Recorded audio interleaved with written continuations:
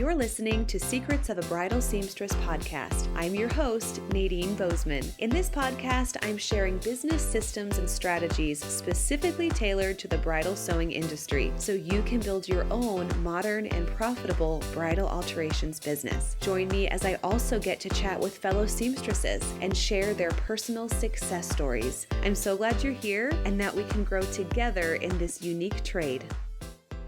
Welcome back to another episode of Secrets of a Bridal Seamstress. I'm really excited for today's episode with Emily Foster from Emily Foster Creative. She's actually from my neck of the woods out here in the Pacific Northwest.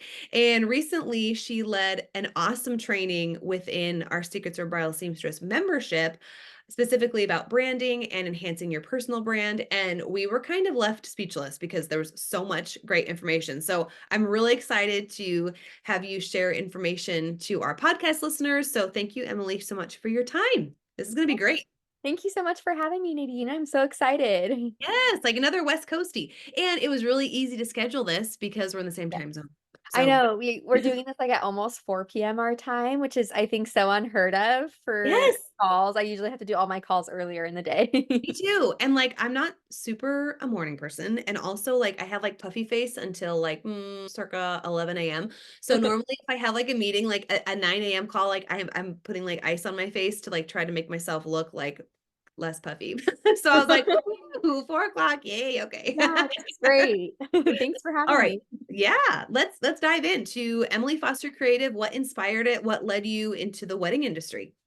Yeah, so I worked in agencies for several years after college. I went to college for advertising and design and got started in my career that way. And then in agencies, did all kinds of different design from branding and website to print and digital, and worked at an events marketing agency at one point. So did a lot of events related design and marketing as well. And then I actually was laid off in 2021, at the beginning of 2021, due to COVID, because of working in events. And I'm sure a lot of people can relate. But that was Yeah. a good time for me to decide to pivot because I think I always had this feeling that I wanted to be an entrepreneur. And like 2 weeks time off just wasn't feeling like it was cutting it and not having as much flexibility. So I always had a little bit of an entrepreneurial spirit. And thankfully, I think that push got me to actually finish like taking the leap into running my own business. So Yeah. I was niched in the wedding industry probably less than 6 months after starting my business. I decided to like fully just like niche into working with an industry. I was planning my own wedding at the time, and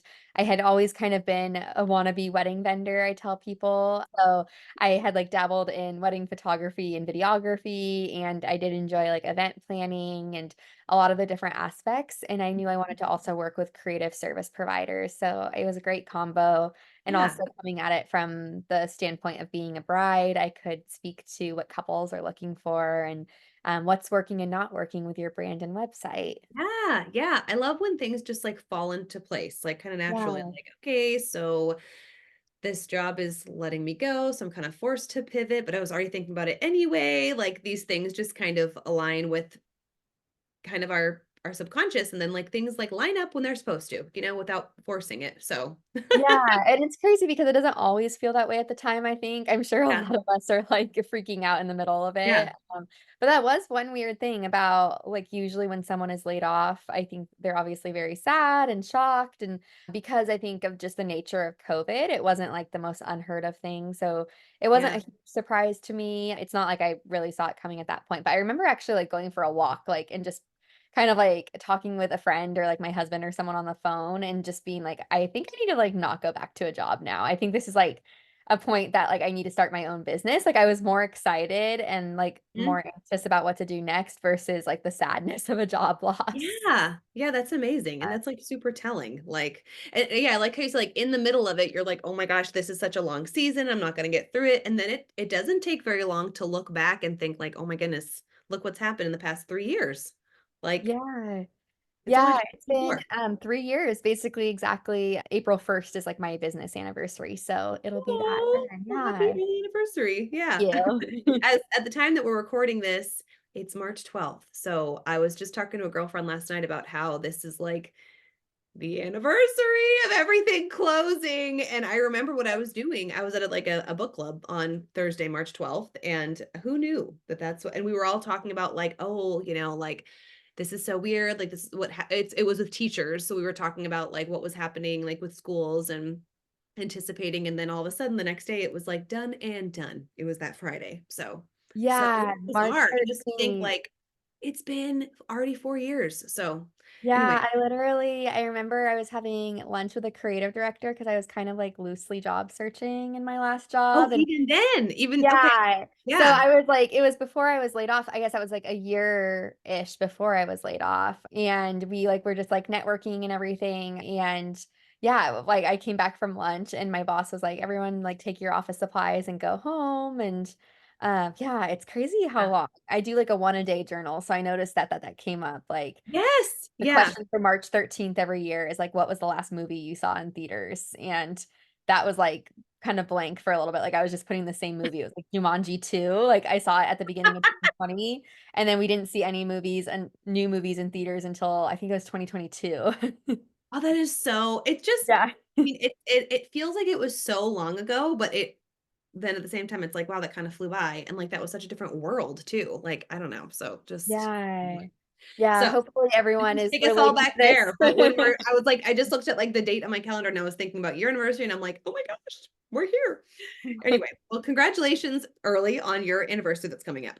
So you are like a branding expert for wedding pros that you just kind of like fell into the wedding industry. You belonged here because did you ever see The Wedding Planner too when you were growing up? Yes. Yeah. With J-Lo.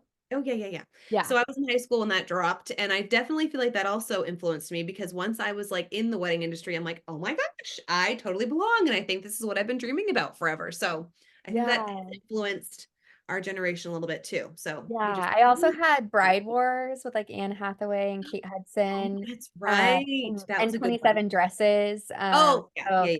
yeah, and then there's another one. Oh, J-Lo's in Monster-in-Law. So that one has like kind of I a don't little think bit I of a ever saw that wedding one. theme. Yeah. Yeah, so I Yeah, had like it was a I would nice binge all few those. years where like the wedding rom-com genre was like really strong. And then Yeah, all about the plaza and everything like that. yeah, exactly. Okay, so now you've turned into this branding queen for the wedding industry, and I know this is kind of like a pretty vague question, but what are common misconceptions with branding? I feel like because our audience, some of our audience members already have like a thriving business that they've been working on for a while, but some it's like, okay, they're just getting started, and the thought of branding either can feel really overwhelming or they can feel like, okay, my branding is my logo and my Yeah. color. You know what I mean? So let's open that up a little bit, like the misconceptions. Yeah, I would say number one is hearing like I need a logo and not a full brand. So I Mm, think people underestimate the work that goes into a rebrand, both on the designer side and the client side, where you're going to have to expect to get logo redesigns, a color palette, typography, patterns, and icons. So basically, like versions of your logo that you can use throughout everything else. But then also like potentially service guide or brochure designs, Canva templates, an updated website. Like it's so much more than just getting the logo files from someone and then yeah. updating it everywhere. You're really Hmm. going to have to think about how you're changing the visual voice of everything in your business. So that's the number one. I think number two also is that you have to know what you want before you go into a rebrand. So I think that to some extent, like that's the misconception is that you have to know what you want. Yeah. You don't have to know exactly what style you want. I think any good designer will guide you towards that. So I think a lot of people make maybe it's like a secondary misconception, but they make the mistake of booking a designer that only works in one aesthetic, or they're booking that person because they have a certain aesthetic, but they're not really thinking about the strategy and like what it is that they actually need for their rebrand. So Mhm. you should find someone that you can trust to guide you in whatever stylistic direction it is that you have in mind, Yeah. or that you don't have in mind. So they should be able to guide you one way or another. Like they don't need to have a conversation with you about like what colors are you looking for and what fonts are you looking for. I Uh, certainly ask my clients that, but if you have no idea, that's totally okay too. it's like So dress shopping, right? It's like, yeah. hey, I think I want a mermaid Yeah. shape, but I don't know. And then they whip out an A-line and they fall in love. So it's like you need to trust your stylist. You need to trust your branding Yeah, stylist just that's such the a good point. Yeah, I thought I was gonna end up with a ball gown dress and it broke my heart that I'm like 5'1" and that did not I work for literally me. had the same experience. Yeah. I looked Well, like a I'm cupcake. 5'2", so I have an inch on you. But it was the same thing. I thought that like, either I wanted like a fitted, like long sleeve thing, and then I just looked like a stump, like I wasn't the elongated model that I was imagining. And then the same thing, I had a poofy dress experience where I was like, I am a cupcake, so okay, cannot wear this now. So I Yes. ended up with, yeah, an A-line. But, they're so flattering. So, I specifically booked an appointment with one bridal shop just for like one gown that I had seen on their Instagram that was a ball gown and it didn't mhm. work. So it was like I showed up, like we didn't book a formal trying on multiple Oh, dresses. you went rogue. You I just just showed. yeah, I just thought that was the one that I wanted and I'm glad it wasn't. But yeah, Oh, so it's so funny. but yeah, that's such a good analogy because you definitely don't need to know exactly what you want, and a lot of times you won't. Or Mhm. like kind of like our examples, like you might think that you know what you want or what you think will work for your brand, and then we kind of get to talking about your brand strategy and your goals and who you want to attract, and it's not exactly what you envisioned before, but it usually often works better. That's one misconception. And I think the final one too is that I mean, there's so many, so I'm trying to like pare it down, but like I Nobody think actually knows anything about branding. yeah, I think it can be complex. For I real. kind of hand in hand of like what branding should be. So a misconception is that you don't need strategy, which kind of goes with the logo, but you really do need to Mhm. go through a strategic process of figuring out your archetypes and your positioning in the market and looking more into your pricing and your competitors and all kinds of things like that. And we do need to start on that before we do branding design in order to get the maximum impact. Otherwise, you're just kind of making something that looks pretty and then the other side to that too is believing that your branding needs to be something that you love, that like you as a person love. So it's one thing to be like attracted to your branding and to like it. Like you do want to like it enough that you feel confident spending a lot of money in it and Yeah. basically promoting your brand after it's launched, but it's not necessarily going to be like what you would design and like what you love. So it doesn't need to be your favorite colors. It doesn't need to have like your favorite kind of design in it, as long as it makes sense for your ideal clients and who you're trying to That position blows my your business mind. I think a lot of people would get stuck on that. I think I would because it's like, no, I need to love it. It needs to be me. It needs to like reflect me. And actually it's not all about me. So Yeah. hard to Yeah, swallow. it's hard. I am designing my own branding right now, and that's something that, like, I keep wanting to lean into, like, what I like, and I kind of finished it, and to be honest, like, maybe people will see this by the time this is launched, depending on when it goes. But to be honest, I finished up, like, the mood board for myself, and I'm like, "This feels a little bit bland to me." But then I was, like, thinking about, like, who I want to attract and, like, how it's going to be paired with my work and everything, and so it's, like, more neutral than maybe I would design a Made brand more like for. higher end. Yeah. Yeah, like, I wanna put, like, all of the rainbow in it, which we can talk about that. You can totally Yeah. put color in a high-end brand, but that kind of speaks to, like it doesn't mean that I hate the branding I'm designing or that it won't work for my ideal clients. It's just maybe not what I would, like, pick right away, like, if I were Mhm. shopping around for it. Yeah, that's so funny because I literally have a rainbow and I needed one. I was like, I want all the Yeah. colors, but I also like pink. So I had a good experience with I rebranded, was it just last year or like a year and a half ago for the podcast? And like I love it. And I feel like it really is like a true reflection of like our audience and like what we're cultivating. But I loved being able to like show up and be like, oh, I don't know. And I'm not a designer. Like, and I don't have, and even when it comes to like dresses and sewing, like I'm not great at like pulling things out of my head. Like it Mhm. needs to be like a pattern or a dress that I'm fixing. So the idea that like somebody like you could come or finding a great designer who can come up with ideas for you, that is mind blowing to me. So it's like a whole new skill. So how have you seen with your like wedding pro clients once you rebrand for them, what results do they see? Because it's kind of like, okay, is it really worth it? Like, okay, I have this like Canva logo or I have, I put together my own design. So do I really need this? But let's talk about like what that kind of investment actually does for your business and the results that you see after something like super quality being poured in. Yeah, I love this because I feel like I don't wanna say the only because there's so many services out there, but I think, like, branding and website design are some of the, like, only kind of creative services I see that have both an ROI, like, business impact, but also, like, a personal emotional impact. Hmm. So, the first result that I see from most clients is just a huge boost in confidence. I Yeah. think that it's something about number one, like looking better. It's kind of like if you went to like shop for a dress or the hair salon or something, like it's the fact that you're getting something new and nice and that's like very professional and like luxury typically. But it's also like kind of the hype and the wait on getting a rebrand done. Like usually you're starting it, at least 4 to 6 weeks before it actually launches. If not, sometimes like 6 to 9 months is what it can take for some people to rebrand.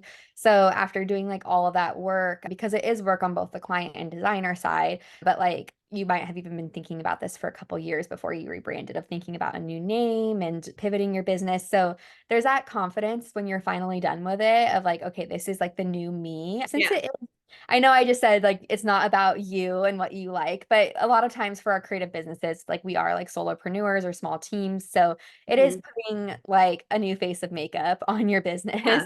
Yeah.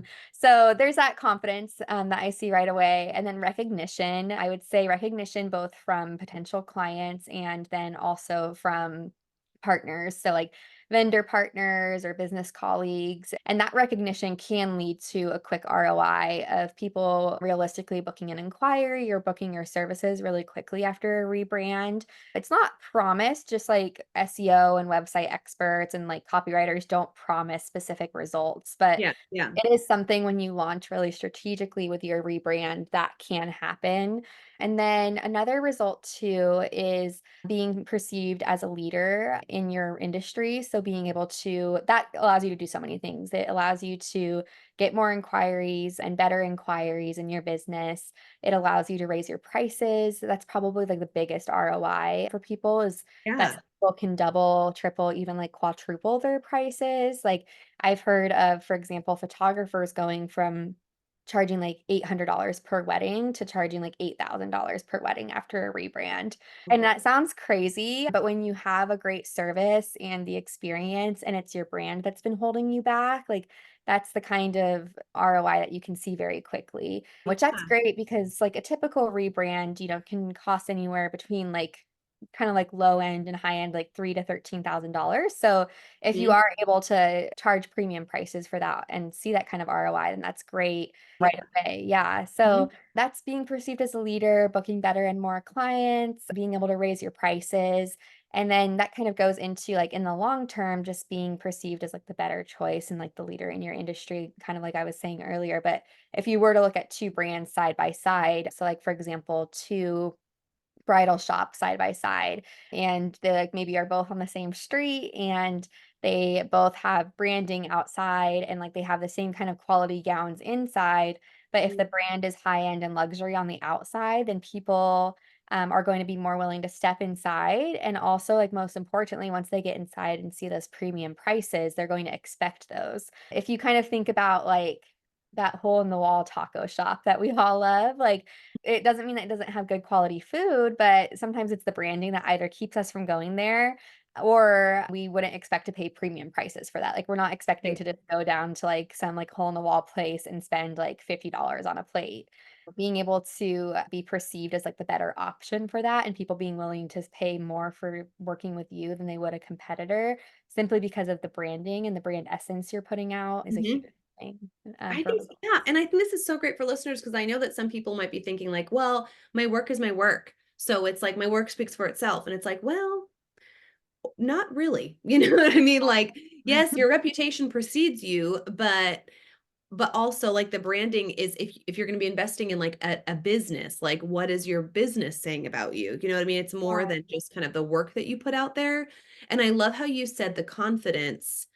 There's such a difference in the confidence of who you design for, or like you just see that like kind of like that new ownership, you know what I mean? Or the Mhm. excitement about the ownership. And that momentum, I think, does so much on its own, just like kind of triggering the excitement. And then it's like you have something you're so proud of. So you're going to be even more proud to like announce it to the world or, just post more or whatever it is. Like that goes a long way because I think we've all had stages in our business where we're like, it's okay. Whether we're starting out or if we've been doing it for 10 years, it's like, oof, once you have this fresh professional take, like what momentum will that give you? So Yeah.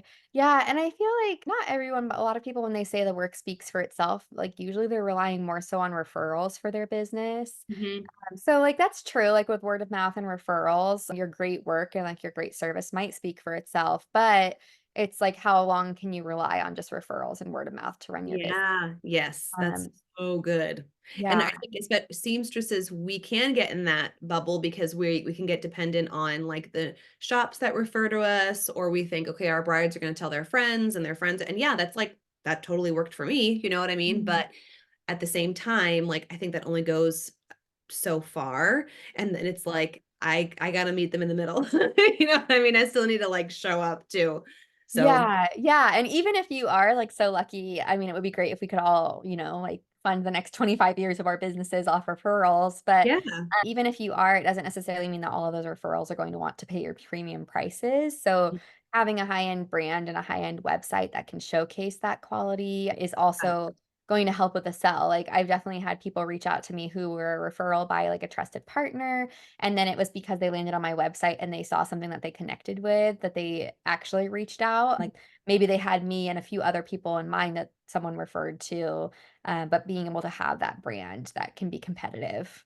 Yep. Yeah. I love that. I'm really, really excited. Now I'm like, ooh, I can't wait for you to look at my website. Okay, let's talk about social media. How have you personally seen branding change with the rise of social media marketing? And sometimes social media marketing is like, I posted about it, so I marketed. And like, how is that affecting professional branding or people's like perception of branding? Yeah. So one thing is that like your social media is an aspect of your brand now. So after you do a rebrand, you have to update your website and make it look higher end. And you have to do the same with your social media too. So thinking about things like updating your Instagram highlight, having more consistent aesthetic to your feed, making sure that the voice and all of your captions are like on point and consistent, those kinds of things. So it's kind of getting back to the brand strategy that you've developed and thinking about how to evoke that feeling in this specific platform. Like if you're thinking about Instagram or TikTok or Facebook and how you can share that brand essence further through there. Yeah. So, This is um, an extension of the website instead of kind of this haphazard, like, okay, this is me and my face on social media or on Instagram, and then this is like my professional stance on my website. It's like having it just be like a further extension of it. yeah, yeah, so it should be consistent. To a certain extent, most people will show their face more on their Instagram than their website, Mhm. but you should still show your personality and your face on your website, and then you should also still have, like, a sense of professionalism on your Yeah. Instagram too. So, one thing is, like, you work on your brand strategy first during the rebrand process, and then typically with a lot of social media strategists, you'll be working on your content pillars and your marketing strategy. So, if you were like a ginormous company and you hired a big marketing agency to do these kinds of things for you, everything always starts with the brand strategy. And then you would do like the branding and website design, and then start on your marketing strategy, which would include how you approach your social media, but always coming back to your brand voice and the brand that you've developed. So that's the same thing that you can do as a small business owner too, is just tie your brand voice and your brand strategy into what you're doing for your marketing strategy and your social media strategy. So those pillars, if you've heard of like content pillars for social Yeah. media, those should be tied back to your brand Mhm. strategy and what you're trying to Right. accomplish and who you're speaking with.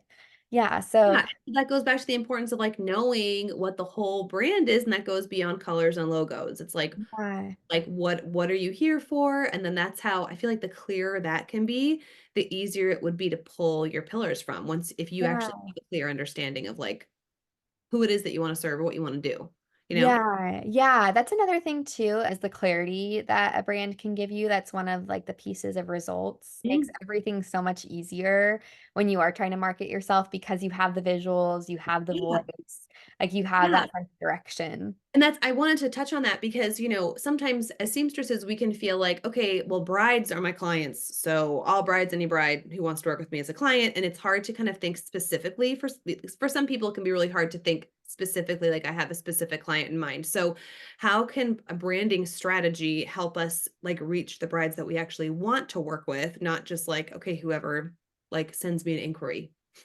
Yeah, so finding your there's like a lot of different terms that we could talk about, but Yeah. one is your unique selling proposition. So basically developing like what it is that sets you apart from other seamstresses, kind of like a niche statement a little bit, but thinking through specifically who you want to work with because it is so much more specific than being a bride. Like, what is their budget? Since seamstress budgets are all over the place and wedding budgets are very all over Yeah. the Yeah. I place. think that's a big one.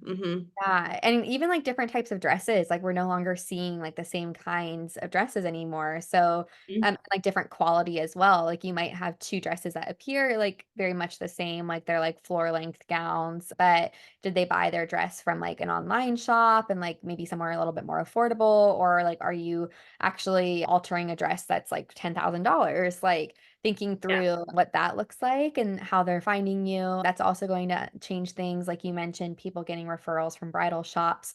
That's kind of a different audience than brides who are having to find their seamstress on their own because they're not getting a referral through a bridal shop. Yeah.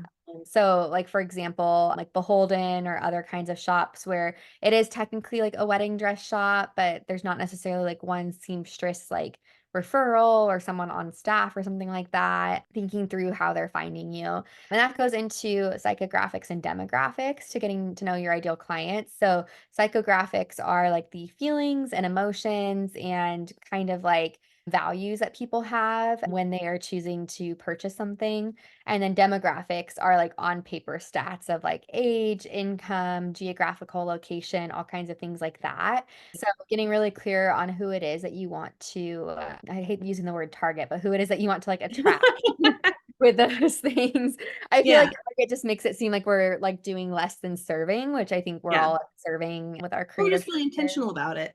yeah, yeah. So your unique selling proposition and niche statements and demographics of your ideal clients, thinking through their buyer journey of how they're finding you, like I spoke to, and then also writing like a client avatar or client archetype that brings us all together of thinking like about that idea of a person and what it is, like the qualities about them and how much they're spending on your services. And that can start getting like the juices flowing for the rest of your brand strategy. Yeah. And because I feel like you have such a great like you're able to just like spew that out so easily. Like, oh, we just dropped some terms for you. So you've Mhm. done this for clients and you've also done it for yourself, it sounds like. So Yeah. how were you able to niche down? I mean, approaching, the wedding industry, like, okay, I want to be a branding expert for wedding pros. That's like super broad, right? So how have you personally been able to niche down to like exactly who you want to work with? And like you said, you're in the middle of a rebrand too. So it's kind of like you're in the thick of it.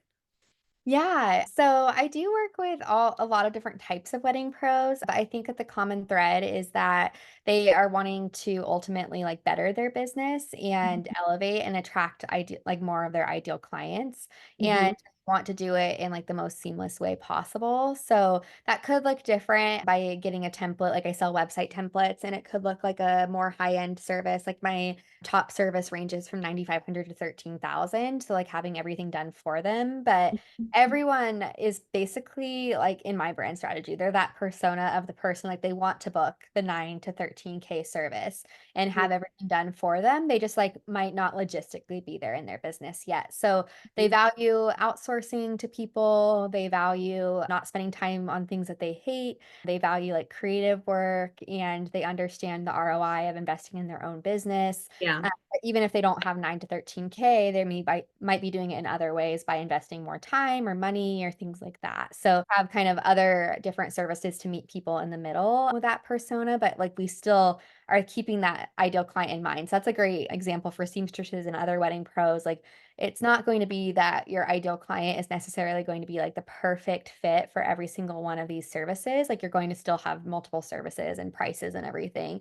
But there's something like some kind of common thread so that you can generally speak to that person in your marketing, whether you're advertising the lowest service or your like most high-end service. Yeah, yeah, and I think because like, that term, like, your ideal customer avatar or your ideal client, if you specify, like, one person, it kind of can exclude so many others, so I think it was, like, Amy Porterfield who mentioned, like, your ideal client community, so it can include, like this, it's like this umbrella for everybody who really wants your services for whatever reason, like you said, different price points. And you particularly have a bunch of different services at different price points. So maybe we can like transition into that, because I think listeners are hearing, okay, it's going to cost like $9,000 to work with Emily, but she sounds amazing. So like, and not just to hear like what you offer, like if we want to work with you, like, yes, we want to hear that too. But I think this is a great example of how you've been able to offer your services to different people, and you've been able to kind of set up a portfolio that can serve, yeah, an ideal community under this umbrella. Yeah, totally. Taking And notes. yeah, and it also it's totally fine if you also do have like an even more focused service. Like there are designers who are only charging like 9 to 13K for basically like one or two kinds of packages, and they don't vary Mhm. from that. Like they don't do templates, they don't do like template customizations like I do, and that works. Like basically my customer journey is like everyone is on their way to that kind of like what I call like legacy building phase of their business, where like you're hiring a team or you're maybe thinking about selling your business eventually, but like you're like in that very top like growth stage. Yeah.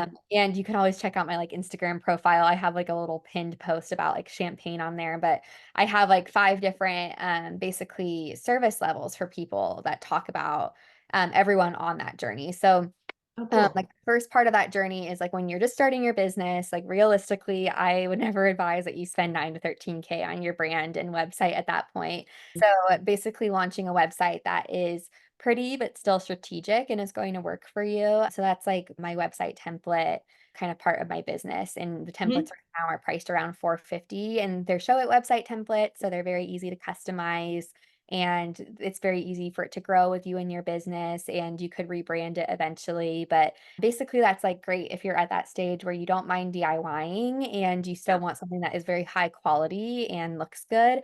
So it's kind of like you share that common tie, right, with someone who would spend 10K on their website. Like you Yeah. still want something that's high quality and you really care about like that premier experience for your marketing. Mhm. And then I also offer template customizations, which would basically be me doing all of that work for you and customizing a template. And we don't do like a full rebrand, but kind of like a mini brand where that's good for the people who do kind of have a Canva logo, and we can kind of meet in the middle and work with where you're at right now and then customize a Mhm. template. So that's perfect for if you are at that stage where you don't have as much to invest, but you do want someone to do it. Like you maybe aren't technically savvy or you don't want to Yeah. like spend the time outsource like doing that yourself. You just want to outsource it. Yeah. Uh, and then I offer custom branding. It's always custom branding because I don't really think that a templated brand is going to really help anyone. I think Mhm. a website template works for people because we're still customizing your colors, your images, your fonts and everything and all of your copywriting on your website, but for branding it does really need to be strategic. So that's another way that I've also gotten really specific on who I work with is everything needs to be strategic when we work together no matter what price point it's at. I do custom branding, which includes different degrees, basically. Like it gets more pricey, like the more assets that we add in. So I have like a regular custom brand that includes logos, colors, and fonts, and then a couple different of those brand extensions like icons and patterns. And then we go up from there, including custom assets like Canva social media graphic templates, brochure design, service guide or welcome guide designs, and kind of customizing the proposal to whatever fits you. So Mhm. custom branding ranges anywhere from like 2,500 to 7,000, depending on what you're looking for. And then custom website is the same way, starting at about 4,000 and ranging to 8,000, and then we can combine them and do a custom brand and website together. And then that top tier that I've talked about, like the 9 to 13K is like what's Mhm. called the all-inclusive experience. And that's like a wider range because it just depends on the size of the brand and the size of Yeah. the website that you want. But we also do website copywriting and SEO Oh, keyword that's and all worth of it in that. itself, the copywriting. Oh my gosh. Yeah, yeah, so I always try to explain that to clients now on calls of talking through the packages and be like, "This is, like, the biggest, highest package where it's going to be the least amount of effort for you, and Yeah. obviously the most, like, financial investment," but try to have people understand that, like, the more that we scale it down, it might save some money, it might require some more time for you too, though. Right, right. Yeah, Yeah. and just giving options like, "Hey, where are you at? Here's where I'll meet you," and everything is still custom. So that is so Yeah. cool. Thank you for Yeah. giving us that rundown. Like, as seamstresses, as we're listening, we could have when we put together like our branding packages, this is a great thing to kind of, okay, if you just want your three basic fittings, it's this much in addition to the cost of alterations. If you want the fittings and the steaming, it's this much. Or, you can have your standard veils with, whatever tool you find on Amazon or whatever. And then you have your luxury veils where it's like with the fabric that you've invested in. So I like the idea of having options.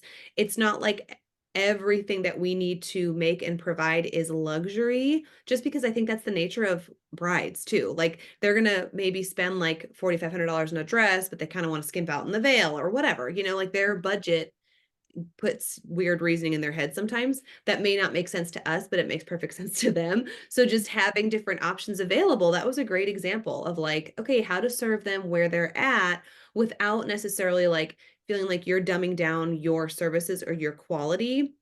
And also like, okay, like I just had a bride a few months ago, and she was a rush bride, and so I wanted to help out the shop, and she came in and she knew what the quote was for the whole rigmarole, you know what I mean? And she was fine with that when I gave her the quote. And then she comes in for the fitting and she's like, actually, I don't wanna spend money on all that. So she just chose, her top 3 pain points, and that's what we addressed, and I charged her full price for that plus her rush fee or whatever, but that was kind of her way of customizing her package, and I was just like, "Don't tag me in the photos," because she went without a hem, and I'm like, "Oh, okay." But, it's all about just being a little bit flexible too. You can't control what your clients want, but Yeah. Oh, that's such a good analogy for my branding actually. So I some designers only do like a full custom brand package where you have to get all of the assets, like Mhm. including those Canva templates and brochure design and everything. But for newer business owners, I feel like realistically, like you need more than a logo, like I said. Like so I never want to just give Yeah. you like you're never gonna just get one logo design and that's it. We're Right. still gonna do like brand strategy and colors and fonts and at Mhm. least a few different variations of your logo. So that's kinda like, yeah, like the dress part of it, like where you have to have the core of your brand, but I feel like the veil Yes. part is like those extra assets where you could Mhm. go make it yourself. Like you can definitely take the branding and I give all of my clients all the files and the brand guidelines to show you how to use it and everything, and then you can go make Mhm. your own assets or like your own veil basically. But some people don't wanna spend the time on that. Some Tack people up your own hem. Yeah, exactly. Good luck, okay. Yeah. So, Or we some get that too, where people it's like, well, my neighbor wants to make the bustle, and I'm like, but why? But what do you do? I don't know. And I was gonna say too, another part about specifically like the types of wedding pros we work with is no matter what point you're working with us at, like you're going to get personalized design. Mhm. That's the other thing about wedding pros that we work with is like they care less about one set style versus having an effective brand that's going to have an ROI down the road. So Yeah. I do have clients that come to me and like want a specific style and we can totally work with that, but most of them still have that spirit in mind that like I trust you and you're the expert and we're going to do Longevity. I think I can yeah, I can see, like, people coming to you and feeling like, "Oh, this is what I see as trendy, so I want this," and you as the yeah, professional, you can be like, "Well, I can actually tell you what's gonna be, lasting the next 10 years or, like, what trends are coming down the pike," yeah, because I can think off the top of my head, like, yes, yes, all these logos that look the same, you know what I'm saying? It's like, okay. That's yeah. So that's but that something doesn't mean that it's gonna be classic, so, like, I don't know. yeah, like, I say that I do classic timeless design, not because it's, like, black and white and, like, always, like, the same kind of, like, clean fonts and minimalist and things like that, but because the idea is for it to have that longevity because it's rooted Mhm. in strategy and helping you in your business trajectory versus just kind of, like, taking orders. I think could be applied to seamstresses too, like, there are seamstresses, especially ones that kind of, like I don't wanna say work out of their house because there are really great seamstresses that work out of their house, Yeah. but there's some that, like, basically just take orders and they, Mhm. like, ask you what you want done. Like, I've had seamstresses, like, full on just, like, ask me what I think needs to be done, and I'm like, "I don't know, like, you tell Yeah. me what needs to be done, like, you're the one seeing me the dress on me." Yeah, yeah, yeah. You're the And there's professional here. yeah, yeah, and there's graphic designers like that too that are just taking orders of like, "Okay, what trend and style do you want? Like, I'll bring it to life." I think a lot of us think a different way of like, we're going to help you solve a problem, whether it's a business problem or a problem with your wedding dress, and we're going to Yeah. take you through a process to do that. So for me, it looks like a couple calls and presentations throughout the process and that strategy phase and everything, and regular communication and collaboration throughout the feedback process. Whereas some designers might just kind of like take the orders and then like you might be frustrated or like not really like what you're seeing. And then Yeah, yeah, yeah. yeah, and then the project's over, and I think it works the same way for seamstresses too, right? Like, where, Yes. if you are guiding them as the expert through the process, like, maybe you are mentioning other things that, like, might cost a little bit more, like, you might say, like, "Okay, like, obviously, we need a hem and we need to bring this part in, but also what if we add this thing or we alter this part of the dress," and kind of guide them towards what their Yeah. final vision is. Oh, yeah, yeah, yeah. Totally. So it's kind of apples to apples, really. The more we keep Yeah, talking, like we're it's all all the same, like, we're just yeah. doing the exact same thing here. No. Exactly. All right, so tell us where we can find you if we want to work with you. And then also, before we hit record, Emily told me that she had a special gift for us. So talk about that too. Yeah, so you can find me at emilyfostercreative.com, and then I'm also Emily Foster Creative on Instagram and Pinterest. And feel free to shoot me a DM on Instagram if you want to chat more. You can also get a couple of freebies throughout my website, but one that I think is perfect for this conversation is my client archetype freebie, which is a workbook that you can work with to think through your ideal clients. It's specifically geared towards couples, so thinking through the couple and who the decision maker is, which typically for seamstresses is going to be the bride, but I know that varies for different types of vendors. So thinking through who they are and kind of digging into some of those like psychographic and demographic things we talked Yes, I know the psychographic, that term just kind of got my attention for obvious reasons. So that's very interesting. Yeah. about. Well, thank you so much. And I'm really excited to get this episode out. And especially, like, I don't know, I feel like rebranding has been kind of like a buzzword, at least within our membership. Like, Yeah. and like you said, it's that it happens naturally when people have their business at a certain level where they're ready to elevate. And I feel like that's kind of where a lot of us are. And it's like, okay, so this kind of buzzword, like rebranding, has come up. So I think this will be very helpful. So thank Yeah. you so much. Thank All you right, for well, you having know me. where to This was find so fun. Emily. All right, guys, and we will see you next week. Bye, everyone. Thanks for listening to today's episode. If you like what you heard, please subscribe and share this podcast with a friend. And if you're feeling really generous, leave a review. Thanks, everyone.